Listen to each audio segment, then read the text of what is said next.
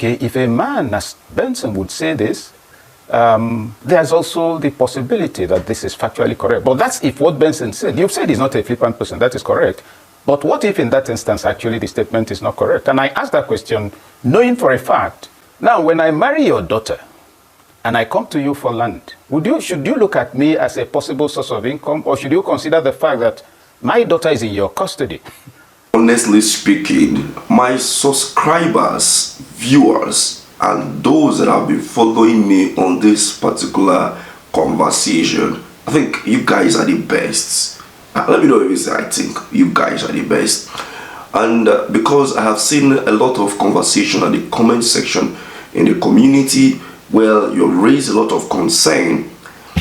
And to my greatest surprise, I found out that the statement that Reuben Abati was making reference to of Theo Benson was made over 25 years ago. On one occasion on the Nigerian Institute of International Affairs, and I'm not making this up, he said it publicly. If anybody can contradict me, let them do so. He said something about Igbo people. In this place for my wife, he said that his in-laws told him that they don't sell land to outsiders. That is the irony of Nigeria about the politics of federation, of unity. And there is no any video evidence that you can find anywhere of that particular statement.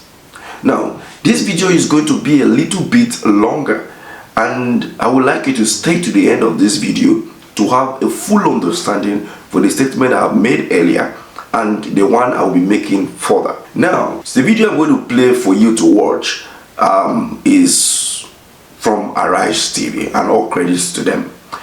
And this is from a professor from the southeastern region who clarified all of this drama playing out. And this is also kudos to Reuben Abati for throwing this issue up, because it will now bring a national discussion and a kind of political reorganization in the southeastern region. Not to drag you further, let's take a listen to this particular professor. But before then, I have a response to a particular one of my top commentator. And I was so glad that when I responded, like you can see on your screen, I said I have an evidence to show that Reuben Abati was wrong in that statement, even though he was making a reference to Theo Benson, like I said earlier. You know, and the comments by many, they are wrong. Igbo said their land. So in this video you're going to watch now, that is the evidence I have for you, because it's I should bring it forth, and I responded like, you know, I'm on it already. So here is it. Please forget about my voice right now. No. So let's take a listen. Donated land to Chief Benson at Oriemberi, which he used, in fact, at his own discretion to construct a post office for the people. And the structure is still there. So recontextualization, Reuben did not set out to misinform anybody by the statement he made, but he was correctly quoting Chief Benson.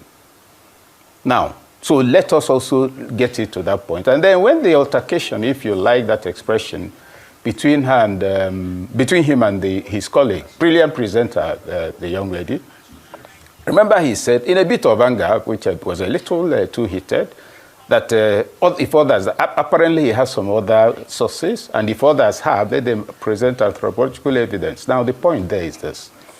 You can carry out a research on the behavior of Gwagwalada people. That research will require field work. The result you get will depend on whom you interviewed. And if later I read that work, I'll say, oh, Gwagwalada people have these qualities. And I make this with, I recall that 2019, yes, I was in charge of Tambuwal's campaign for president, and some people came and presented in poll results with 58% showing that Nigerians wanted him to be president. I told him, Your Excellency, this is a non-starter. He said, how? Delegate elections is not a popular election. So you carry out a poll among people in the street, heaven knows who they are, and you come to say, which Nigerians? So you get the point that even where you have anthropological evidence of this sort, secured through polls and research and questionnaires, it doesn't guarantee anything.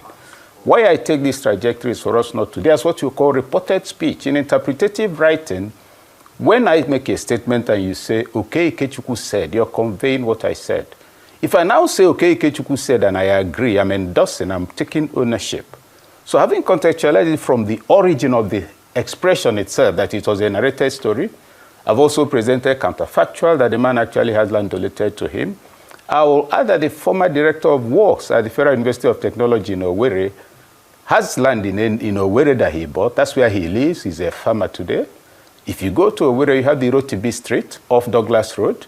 That street is named after a Yoruba man who back then bought practically the entire area. He was a great entrepreneur.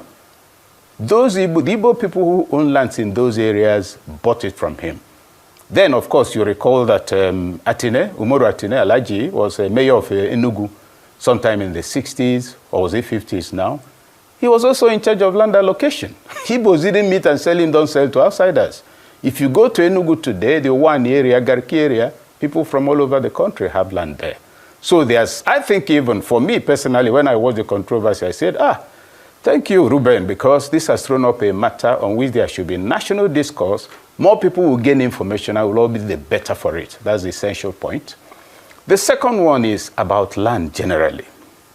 You know, why would anybody, you say, but if you go to the east, you don't have too many people who are not Easterners who have land. And the question is, why is it that people have land elsewhere? Because there's business elsewhere. Tell me, what federal establishments do you have in Enugu, in all over the southeast, that will make me leave my place in Yoruba land to come and buy land? Is it to be a villager? So we must also see the connection between national infrastructure, national institutions, national political headquarters, etc. The limited absence of that in the southeast makes the land there totally unattractive for anybody to procure. Why are Igbos buying up lands in Lagos? Because they need it. And I speak from some involvement in what's going on at that in the area of business. Little Road used to be made up of a couple of tiny bungalows. The same with Enowa Street. Go to Enowa today, there's no building there that's less than 2-story buildings. Check the history, you'll find out that it was the traders who went to negotiate with most of the people. Allow me build a 2-story building here. I will use it for warehousing. You live in part of it. After 10 years, it becomes yours and I begin to rent. And I speak because I know those who did that, some of them who were direct relations. That's how most of those places got built up. You may also recall that Ndubisi Kano, an Igbo man at a point he was governor, actually met with the people, called them to a meeting and said, stop selling land. Do leases. Make this arrangement. That's when this alternative thing came up. Now, an Igbo man will not go to Newe and build a 2-story building to store his things because there's no port near him. He'll be throwing his money away. So all of that, you can take it into account. Why would I leave Kano to come and buy land in Imo State or in Anambra State? Am I on drugs? There is nothing going on in those places. So the political economy of the Nigerian state is also partly responsible for the things we are blaming on other things. Now, putting all of that aside even, let's pretend all of this doesn't exist. National infrastructure. The rail system of any nation is at the arteries of that country. Do you have rail in Nigeria? Yes. An Igbo woman can build on this land. Supposing, and this is a cultural thing in the East, you have a man who doesn't have a daughter, and who one of the daughters decides, okay, I want to keep the family name, and she marries a wife in the name of the family, and so she remains, quote unquote, the man in the place. But I want to take it around so that we see this whole thing about inheritance. I'm from the East. I'm the first son of my parents. By a law of inheritance, everything they left belongs to me. But I called a family meeting and said, well, there are 6 of us here. Everything Papa and Mama have left belongs to me. Is there any dispute about that? Everybody said no. I said, good. From my own understanding and the spiritual orientation I live by, we are 6. If I'm the most irresponsible among you, nobody will take this from me. I can squash it in 2 weeks.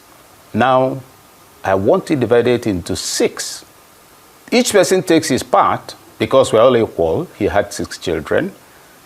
You know, after I said that, a total stranger had said, well, we heard about what you're going to do. Are you also going to give the same to everybody, irrespective of gender? So there are such things. And that's what I did. Split it into 6. Everybody equal component. Somebody proposed, oh, since you maintain some of those things, you know, over the years, and rebuild this one for Papa did this, why don't you take the value? I said, there's no value to a labor of love. The hug, the handshake Papa gave me, I have to return it if I have to take money for what I did now, putting all of this aside. The point is this. We are dealing with a controversy that actually does not exist. Reuben was not quoting himself. He didn't say, I hate Igbo people. He was trying to make inferences based on what he had heard and which nobody had contradicted. And Reuben is a scholar. So maybe the anger was like, look, are you querying what I think? It could have been better handled, but the issues are clearly as simple and straightforward as they can be.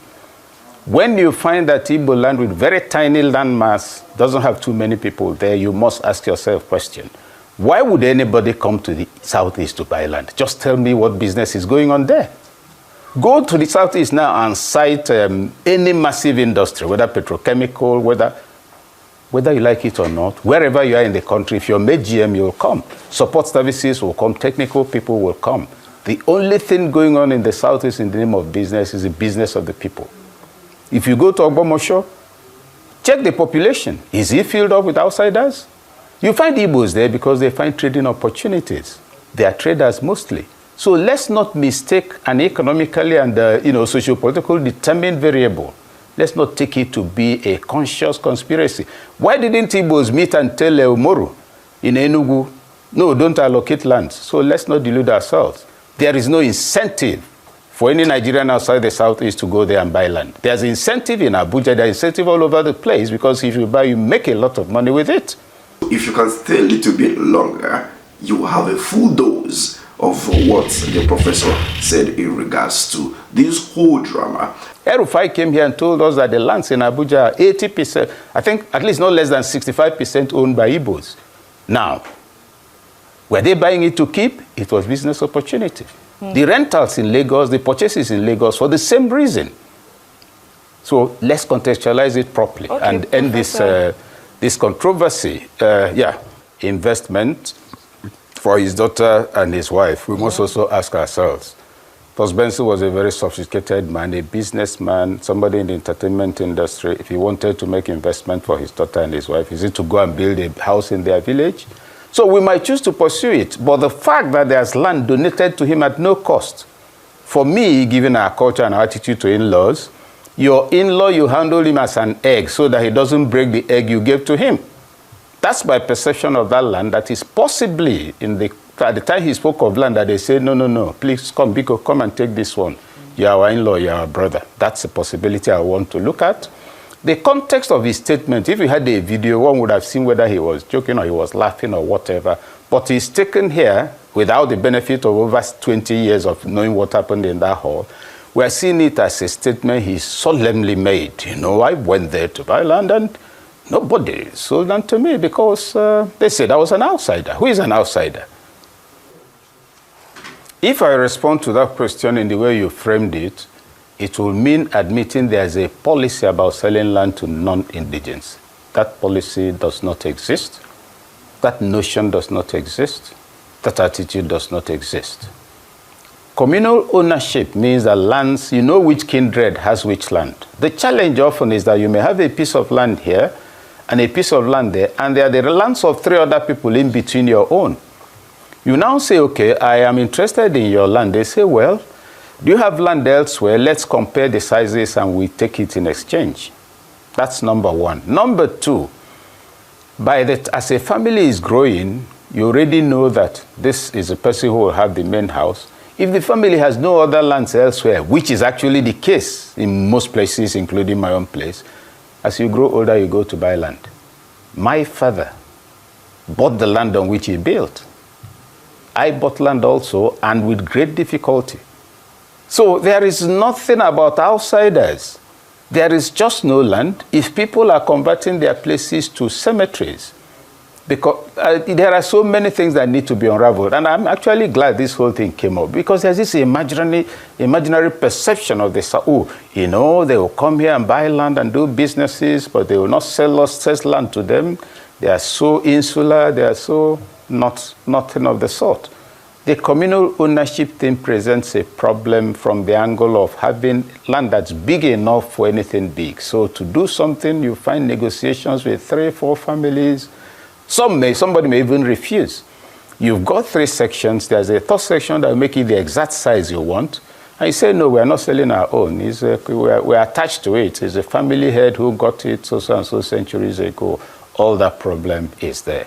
But as for a conscious, deliberate attitude towards outsiders, no, not at all. Let's look around.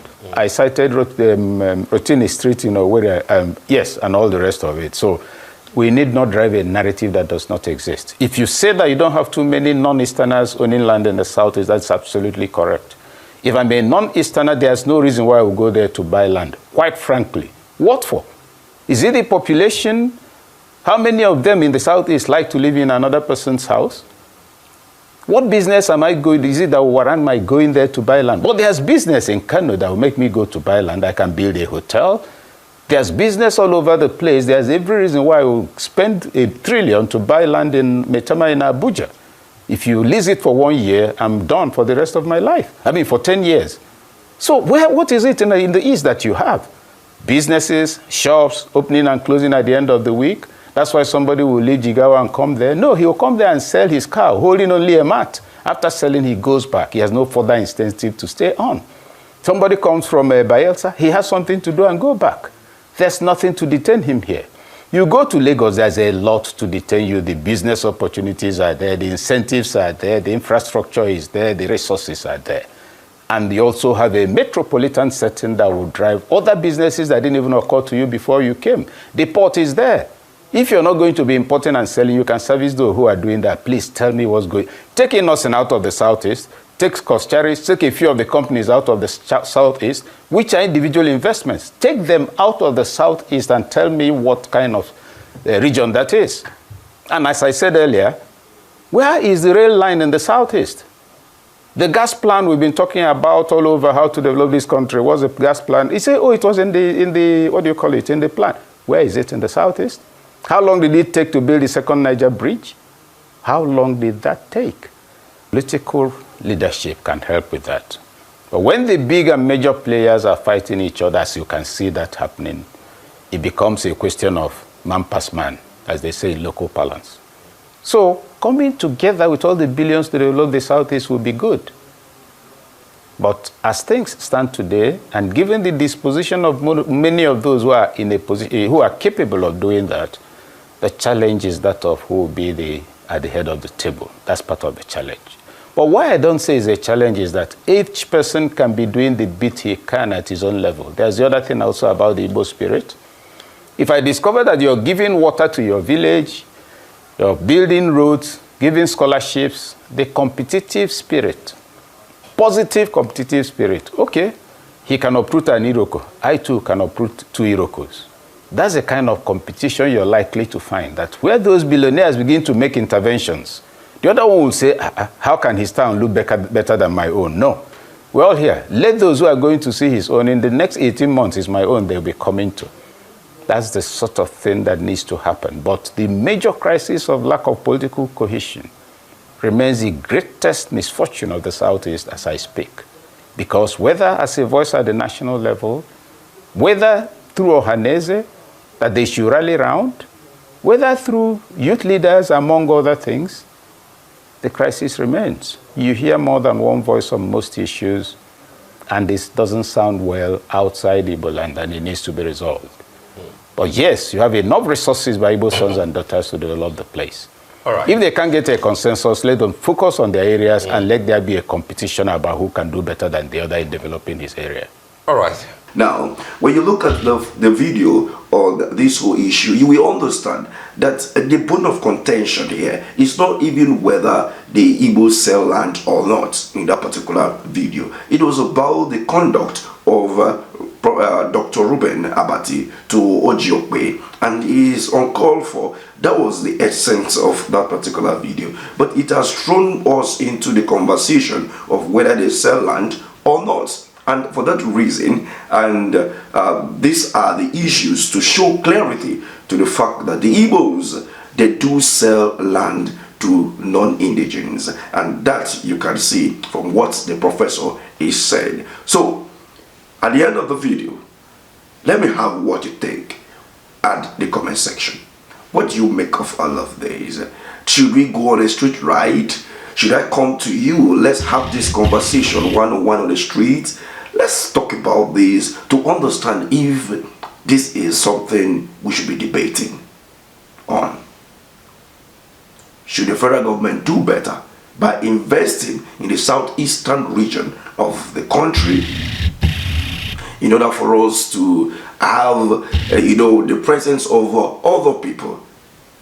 Maybe in my next video I should be talking about the political reasons as regarding to the civil war that happened over 50 years ago.